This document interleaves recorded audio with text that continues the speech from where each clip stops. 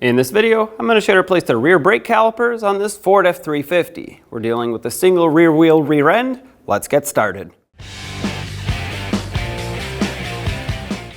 Let's remove the wheel. Sometimes these wheels have some center caps, so you're going to want to use a pry bar or screwdriver to pop that off before you get to the lug nuts. Usually if you just look around, there's going to be a cutout at some point that you can use to pry out on. And that exposes your 8 21mm headed lug nuts, so let's take those off.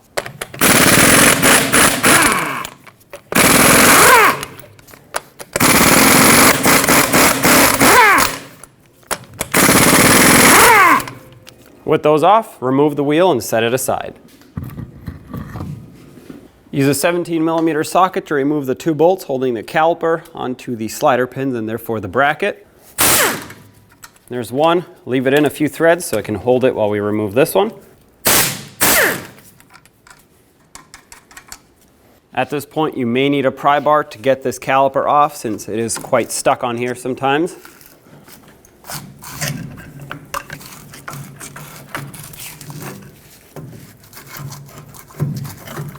Now with it removed, I'm not going to let it hang by the brake hose. I'm going to get something to tie it up on the leaf spring with so it doesn't put pressure on that brake hose. Let's remove these pads. These are also sometimes very stuck, so you may also need a pry bar for these. Just slide them out of their bracket. Using a 21mm socket, remove these 2 bolts holding the caliper bracket onto the rear axle. You may have some clearance issues here with a power tool. If you do, just like me, I'm going to use a breaker bar, break them free, and then remove them the rest of the way.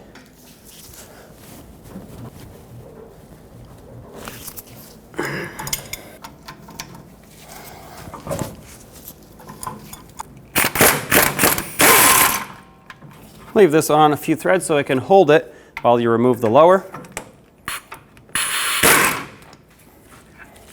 And remove them both. Take the bracket off and set it aside. On the new caliper, we have to separate the bracket from the caliper itself. So take a 17mm socket, remove the 2 bolts that hold these together.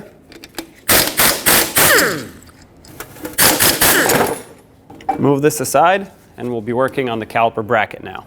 All we really need to do is lubricate the areas where the anti-rattle clips and the pads sit.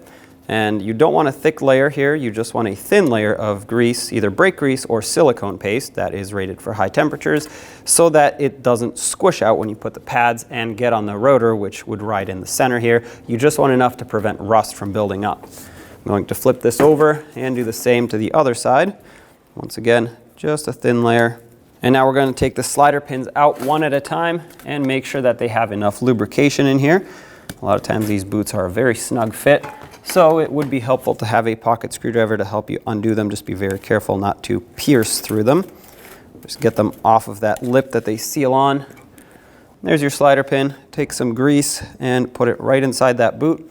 Work it into the folds of the boot. That's going to make sure that the caliper pin can slide easily and freely. Put some on the slider pin itself, but you can't put too much on here because it'll just get wiped off as you slide it in. Slide it back through the caliper. And as you can see, there's some air stuck in there that wants to push it out. That's okay. Squeeze on the slider pin, pinch the boot, and that's going to get all of the excess air and maybe even some grease out of there. I'm going to do the same to the other slider pin.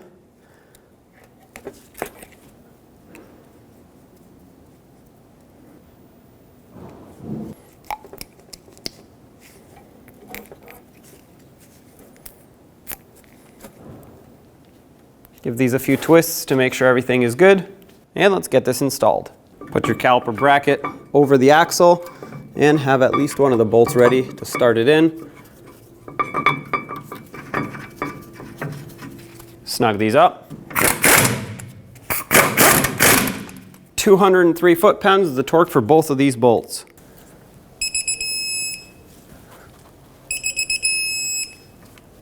They will want to push out once you install them, just like this. That's normal. Put the outer pad on as well. There we go. Now with a collection bucket underneath, let's remove the 14mm headed banjo bolt that is on the caliper so we can separate the hose from the caliper. Take that out and let it drain into the collection bucket.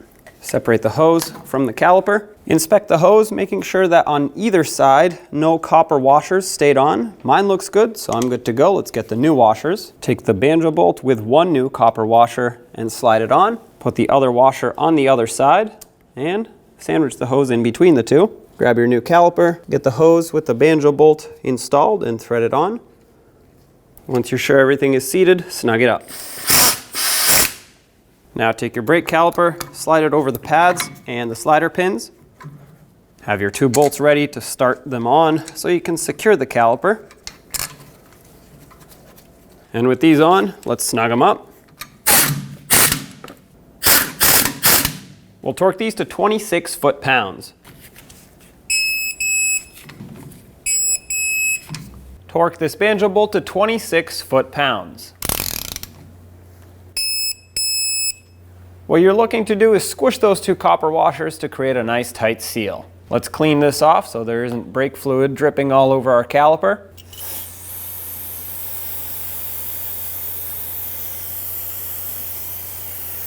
Let's remove the bleeder screw cap. And then using a 10mm wrench, open the bleeder screw up. We're going to do a gravity bleed, and this will entail opening up the bleeder screw to let gravity pull fluid into the caliper and of course push the air out naturally. Now this should get most, if not all, of the air out of this system, or at least out of this line and caliper.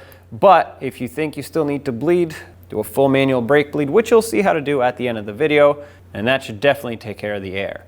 For now, let's just wait for the gravity bleed to be done. What we're looking for is a steady trickle of clean fluid with no air bubbles coming out.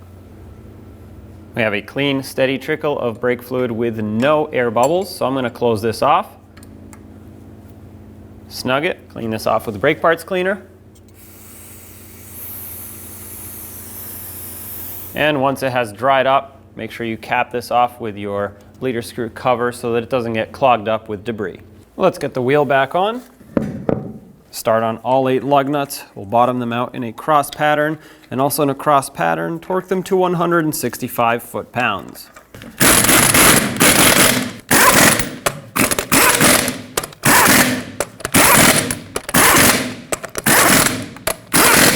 Once again, 165 foot-pounds in a cross pattern.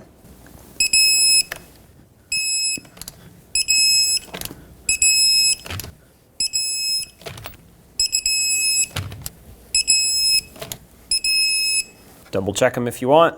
And then of course, if your vehicle had these lug nut covers, go ahead and put these back on. Line them up.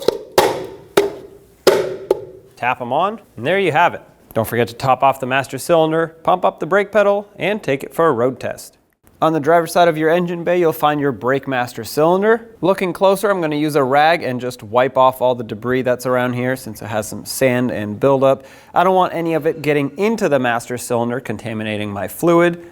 Once you have it wiped off, remove the cap, and if you read it, it'll say that you need .3 brake fluid to fill this system. Now typically I would remove all of the old brake fluid that's in the master cylinder. However, I know for sure that in my case I just put fresh fluid in this master cylinder, so I'm not going to be removing it. However, if you didn't just put brake fluid in it, I highly recommend removing it with a vacuum pump with a little reservoir on it, or a fluid transfer pump. Once you've removed most of your fluid, top it off with fresh .3 brake fluid all the way to the max line.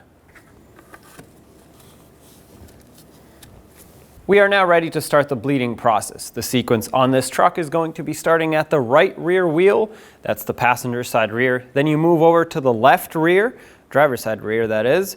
Then you want to top off the master cylinder so it doesn't go too low on fluid. Then you move over to the right front and bleed that caliper, and then lastly the left front, which is the driver's side front caliper.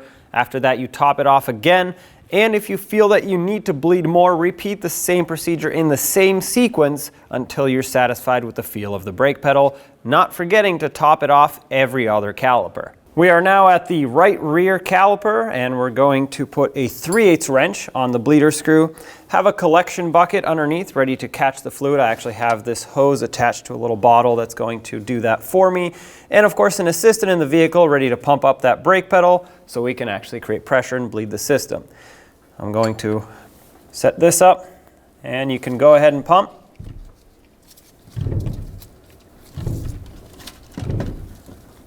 All right, they're holding pressure, so with pressure being held, I'm going to open the bleeder screw.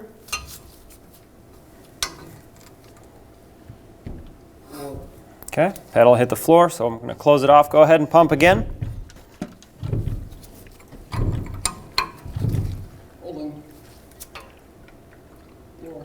All right. Go ahead and pump one more time. This is nice clean brake fluid. You want to do this until you see clean brake fluid and of course no air bubbles coming out of the bleeder screw. All right. Perfect. I'm going to remove my hose. This was a perfect bleed. You can let go of the brake pedal now. We have clean fluid and no air bubbles. So I'm going to wipe this off, spray some brake parts cleaner if needed. And of course, if you have the little cap that goes on the bleeder screw, go ahead and put that on. Now we're going to repeat the process on the left rear caliper, do the exact same thing, and then top off the master cylinder and move to the front.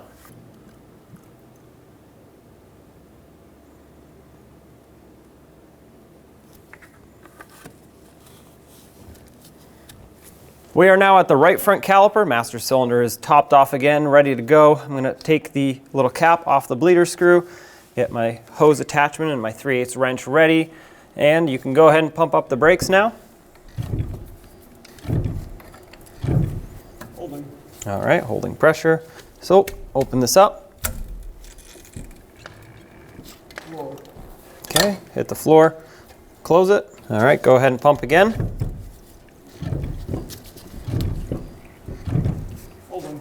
Okay. All right, I got some air in this one, so go ahead and pump again. Once again, you want to bleed until you have no air coming out. Okay. All right, go ahead and pump again. This is looking better.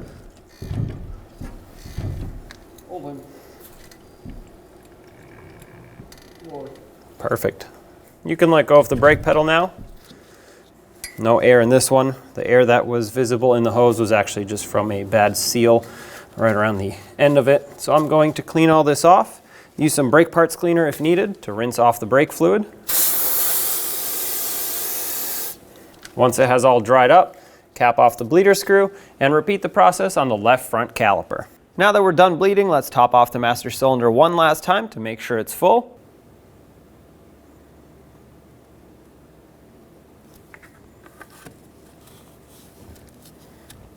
Put the wheels back on and torque them to 165 foot-pounds, and there you have it. Job is done. When only the best will do, demand TRQ. The only company that lets you view before you do. TRQ is committed to offering the highest quality aftermarket auto parts that are engineered for peace of mind.